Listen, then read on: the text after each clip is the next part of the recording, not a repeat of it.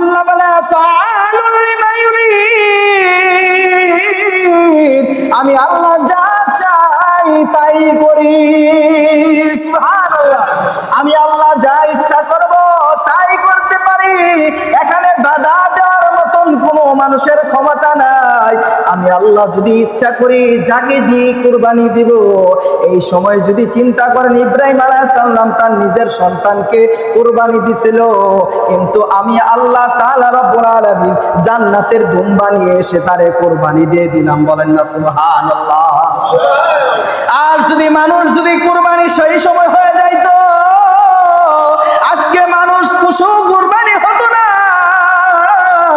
তাদের নিজের সন্তান যেটা সব চাইতে ভালো সেটাকেই কুরবানি দিতে হইতো। কথা বলেন ঠিক না বেঠিক? এজন্য আমার আল্লাহ বলে ফাআলুল লিমা ইউরিদ, আমি আল্লাহ যা চাই আমি আল্লাহ তাই বাস্তবায়ন করি। সুবহানাল্লাহ।